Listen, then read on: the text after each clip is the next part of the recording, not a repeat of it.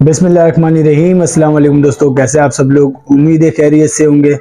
जी दोस्तों, आप लोग देख रहे हैं मेरा यूट्यूब चैनल जवाब दो विद नईम अहमद। दोस्तों, सानिया बल्दिया केस 12 साल बाद फैसला जो आया है, उस फैसले के बाद आज अब से कुछ देर पहले एमकेएम पाकिस्तान की आला क़यादत ने धुएंधार प्रेस कॉन्फ्रेंस की है। इस प्रेस कॉन्फ्रेंस में खालिद मकबूल सिद्दीकी शामिल थे। इसके अलावा मुस्तफ़ा कमाल, अनीस कायम खानी, डॉक्टर फारूक सत्तार और फरूक नसीम, रऊफ सिद्दीकी, मतलब जो पूरी एक आला क़यादत है एमकेएम पाकिस्तान की, पूरी की पूरी आला क़यादत जो है वो इस प्रेस कॉन्फ्रेंस में मौजूद थी। और प्रेस कॉन्फ्रेंस से जो बातचीत की है उसमें वो डॉक्टर खालिद मकबूल सिद्दीकी ने, मुस्तफ़ा कमाल साहब ने और बैरिस्टर फरूक नसीम ने इस प्रेस कॉन्फ्रेंस में सहाफ़ियों से बातचीत की। ये प्रेस कॉन्फ्रेंस करने का जो मकसद था, वो मकसद जो बल्दिया फैक्ट्री केस का जो कल फैसला आया है, उस फैसले में उसके ऊपर जो है कुछ उंगलियां उठाई हैं एमकेएम पाकिस्तान की तरफ से।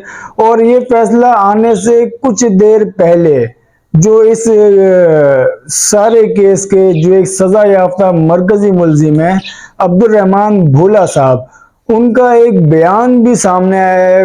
अब्दुल रहमान भोला अपने बयान में क्या कहते हैं, इससे पहले जो दूसरे मुलजिम है जिनको सजा मौत हुई है इसी केस में, जुबैर चिड़िया, उनके भी वालिद साहब ने बड़े खतरनाक इंकशाफात किए थे, उस पर भी बात करेंगे। तो जी कल थोड़ा सा मैं आपको कल जो आने वाला फैसला है उस फैसले के हवाले से बता देता हूँ। कल सिंध हाई कोर्ट से एक फैसला सुनाया गया। फैसले में ये कहा गया कि ऐसा हो ही नहीं सकता कि इतना बड़ा वाकया पेश आए और इतना बड़ा आग लगाने की बातचीत हो और इसमें एमकेएम की आला क़यादत से पूछा ना जाए। तो एमकेएम की आला क़यादत के फैसले के बगैर ये हादसा नहीं हो सकता था। ये हादसा एमकेएम की आला क़यादत के फैसले के बगैर नहीं हो सकता था। तो एमकेएम की क़यादत कहाँ है? अब एमकेएम की क़यादत में जो सबसे बड़ा नाम आता है उस टाइम पे, जो इस केस में मरकजी मुलजिम है, वो जी अम्माद सिद्दीकी साहब हैं, जो कि अब तक जो है इस वाकये में इस केस में गिरफ्तार नहीं हुए। 12 साल हो गए इस केस को। 11 सितंबर को यह वाकया पेश आया था।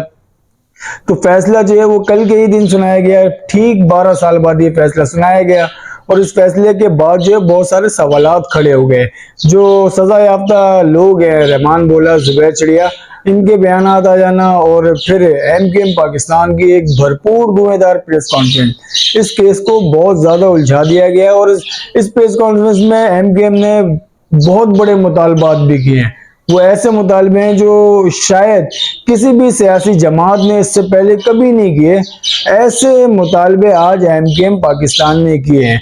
तो जी अब टाइम जाए कि अगर मैं आप लोग को बता देता हूँ कि प्रेस कॉन्फ्रेंस में डॉक्टर खालिद मकबूल सिद्दीकी फरमाते हैं, माजी में रौनुमा होने वाला एक दिल खराश वाकया हुआ जिसमें सैकड़ों इंसानी जानें जाया हुई।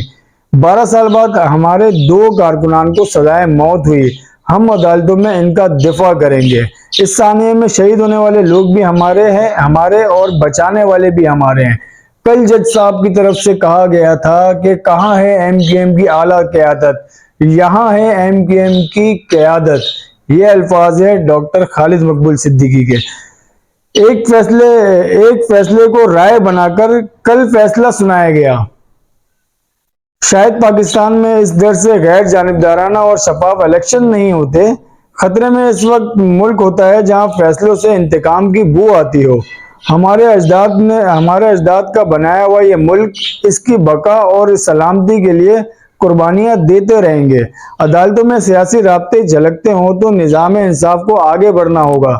हम सुप्रीम कोर्ट और चीफ जस्टिस से मुतालबा करते हैं कि सानिया बल्दिया टाउन पर एक अदालती कमीशन बनाया जाए। इस सानिया की जेआईटी रिपोर्ट भी बनी है और तहकीकाती रिपोर्ट भी बनी है। एक जेआईटी में इस सानिया को हादसा करार दिया गया।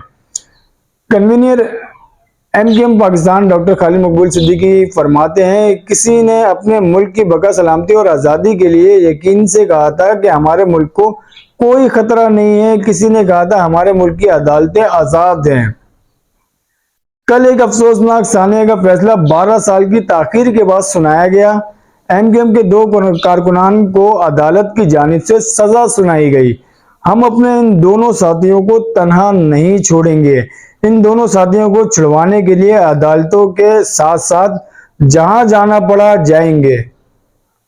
अब मुस्तफा कमाल साहब जो फरमाते हैं, मुस्तफा कमाल साहब आपको पता है ना, वो बहुत ज्यादा एग्रेसिव तकरीर हो या प्रेस कॉन्फ्रेंस में बहुत ज्यादा एग्रेशन दिखाते हैं अपना। मुस्तफा कमाल साहब फरमाते हैं, शाहिद भाईला और राशिद भाईला जेआईटी को रिपोर्ट दुबई में दे रहे थे।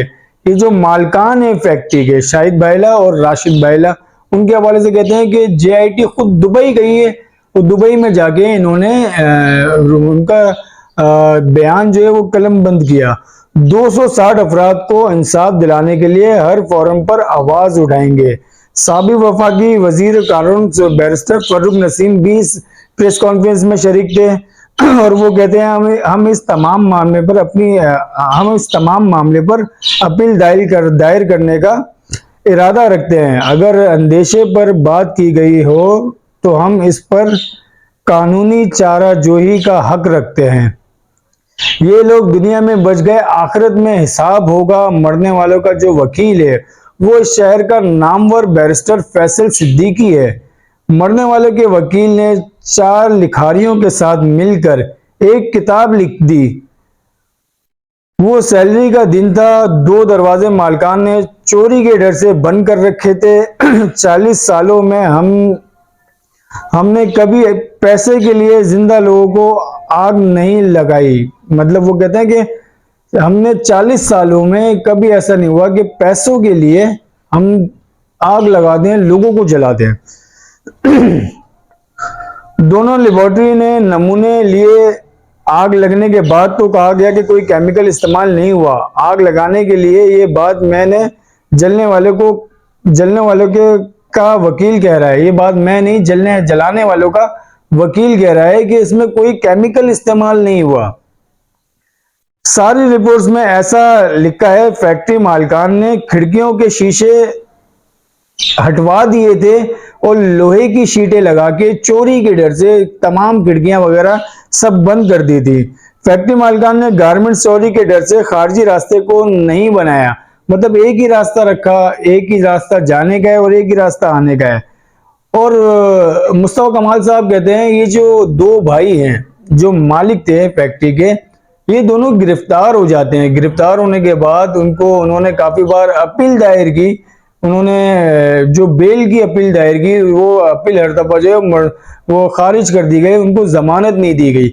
उसके बाद फिर जो हमारी बिजनेस कम्युनिटी के लोग हैं वो एक और अदालत में जाते हैं, लाड़काना की अदालत में जाते हैं और लाड़काना की अदालत से जाके उन्होंने जो मालकान है जो जेल में थे उनकी जमानत मंजूर कराई। उसके बाद जैसे उनको जमानत पे वो दोनों भाई रिहा होते हैं, उसके बाद वो फौरन दुबई भाग जाते हैं। और उसके अलावा वो मुस्तफा कमाल साहब कहते हैं कि एक चर्च पीने वाला एक नशेई बंदा है, उसके बयान को बिल्कुल एक अटली बयान साबित दिया और कहा कि ये एक ऐसा बयान है जो साबित करता है कि आग जो लगाई है वो जुबैर चिड़िया ने लगाई है।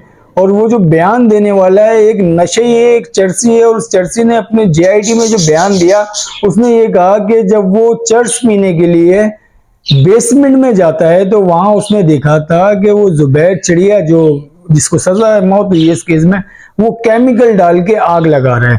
तो एक बहुत ज्यादा एग्रेसिव जो है प्रेस कॉन्फ्रेंस नजर आई एमक्यूएम पाकिस्तान की तरफ से, जब से जो अब से कुछ देर पहले दी गई। और इस प्रेस कॉन्फ्रेंस जब ये प्रेस कॉन्फ्रेंस चल रही थी, इसी दौरान जो है जो रहमान बोले का एक अहम बयान सामने आता है और वो अपने बयान में कहते हैं कि उनके ऊपर बहुत ज्यादा टॉर्चर हुआ और वो इस सारे केस से उनका कोई ताल्लुक नहीं है, वो बिल्कुल बेकसूर है, वो बिल्कुल बेगुनाह है।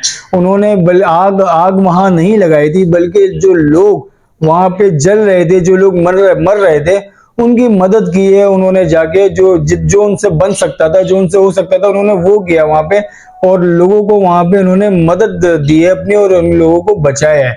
उसको बचाने का उनको सिला ये मिला है कि उनको गिरफ्तार किया गया, गिरफ्तार करके उनको वो खुद कह रहे हैं, रहमान बोला कि मुझे जो मेरे ऊपर बहुत ज्यादा तशद्दुद हुआ, मेरी नाक में पानी के लोटे डाले गए, उसके बाद भी जब मैं नहीं माना तो मेरे बेटे को मारने की धमकियां दी गई, मुझे कत्ल, मुझ समेत मेरे बच्चे को कत्ल करने की धमकियां दी गई और मुझे कुछ वीडियोस और तस्वीरें दिखाई गई। इसके बाद वो कहते हैं कि जेआईटी में जब मुझे शामिल तफ्तीश किया गया तो मैंने उस टाइम पे भी सोचा था कि मैं जेआईटी में भी बताऊंगा कि इस केस से मेरा कोई ताल्लुक नहीं है, मेरे ऊपर तशद्दुद किया जाता है। तो जैसे ही मैंने ये जिक्र जेआईटी के सामने किया तो मुझे और गंदी गंदी गालियां दी गई, मेरे साथ ज्यादती की गई और मुझे तशद्दुद का निशाना बनाया गया और मेरे कान में कहा गया कि अगर तुमने वो बयान नहीं दिया जो हमने कहा है तो तुम्हारे और तुम्हारे बच्चे को के साथ फिर बहुत बुरा होगा।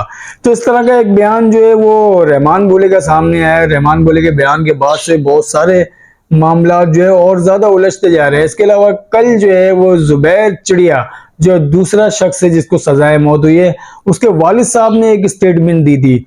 उसके वालिद साहब ने कहा कि बल्दिया फैक्ट्री जब जल गई थी उसके बाद भी जो है उनका बेटा वो इन मालिकान के साथ, इनकी जो गोदरा में फैक्ट्री है वहां पे 2.5 साल तक नौकरी करता रहा है। और जब उनके बेटे ने मतलब जुबैर चिड़िया ने जब फैक्ट्री से वहां से नौकरी छोड़ी है तो सेठों ने उसको बंस रोड पे फेयरवेल पार्टी दी है। और यही नहीं, उनका जो बेटा जुबैर चिड़िया जब वो मुल्क से बाहर जा रहा था, दुबई जा रहा था नौकरी के लिए, तो यही जो भाईला ब्रदर्स हैं ये अपनी गाड़ी में बिठा के उसको एयरपोर्ट लेकर जाते हैं और एयरपोर्ट से उन्होंने ही उसको दुबई भेजा।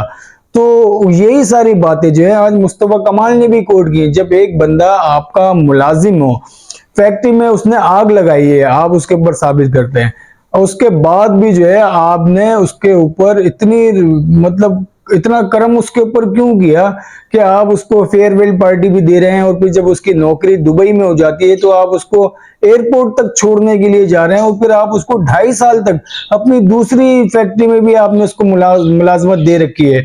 मुस्तफा कमाल और भी कुछ कहते हैं। मुस्तफा कमाल कहते हैं कि इस केस में एक शख्स है जिसका इस केस से कोई ताल्लुक नहीं था, वो रिहायशी था गुलशन इकबाल का, उसका नाम था रिजवान कुरैशी।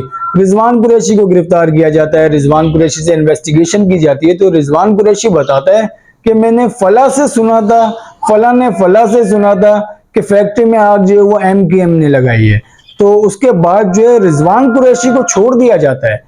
उसके बाद रिजवान कुरैशी को किसी जेआईटी के सामने पेश नहीं किया जाता। उसके बाद रिजवान कुरैशी को दोबारा गिरफ्तार ही नहीं किया जाता और उसके इस बयान को बुनियाद बना के ये सारा केस, ये सारा मलबा जो है वो एमकेएम के ऊपर डाल दिया जाता है। तो उसके अलावा वो कहते हैं कि जब जो पहली जो जेआईटी बनी, जिस जेआईटी में बताया ये गया कि शॉर्ट सर्किट की वजह से आग लगी, उस जेआईटी को हम क्यों ना तस्लीम करें। और दूसरी जेआईटी बनी है जिसमें बताया गया कि एमकेएम के कहने पे ये आग लगाई गई, उस जेआईटी को क्यों तस्लीम क्यों करें। तो पहली जेआईटी क्या गैर मुल्कियों ने बनाई थी और दूसरी जेआईटी फिर किसने बनाई थी। तो बहुत सारी बातें जो हैं वो अभी मंजर आम पे आ रही हैं। इसके अलावा मुस्तफा कमाल साहब ने प्रेस कॉन्फ्रेंस की ये सब बातें की। डॉक्टर खालिद मकबूल सिद्दीकी साहब ने जो बड़ा मुतालबा किया है वो अदालती कमीशन बनाने का मुतालबा किया और उसके साथ साथ वो कहते हैं कि पीआईए का जहाज अगवा करने वालों के खिलाफ, उनकी आला क़यादत के खिलाफ भी जेआईटी बननी चाहिए और ये केस जो है अदालती कमीशन बनना चाहिए। और उसके अलावा वो कहते हैं कि सानिया 27 दिसंबर मोहतरमा की शहादत का दिन, उस दिन जो लोगों को जलाया गया, उस दिन कारोबार, दुकानें, मकान ये सब नहीं जलाया गया, उस दिन लोगों को जलाया गया, उसके ऊपर भी कमीशन बनना चाहिए और आला क़यादत जो है पार्टी की उसके ऊपर केस बनना चाहिए। और इसके अलावा वो कहते हैं कि सकूते ढाका जो मशरिकी पाकिस्तान था उस टाइम पे जो नारा लगाया गया था, इधर हम और उधर तुम, इधर हम और इधर तुम, उस नारा लगाने वालों के खिलाफ भी अदालती कमीशन बनना चाहिए। और बहुत मतलब एग्रेसिव किस्म की प्रेस कॉन्फ्रेंस थी और इस प्रेस कॉन्फ्रेंस के बाद ऐलान ये किया गया है कि इनके जो कारकुनान है जिनको सजाएं मौत हुई है, रहमान बोला और जुबैर चिड़िया, इन दोनों को किसी भी फॉरम पे अकेला नहीं छोड़ा जाएगा। इनको बचाने की पूरी कोशिश की जाएगी और इनको वो ये समझते हैं, डॉक्टर खालिद मकबूल सिद्दीकी, वो कहते हैं कि हम ये समझते हैं कि हमारे कारकुनान बेगुनाह है।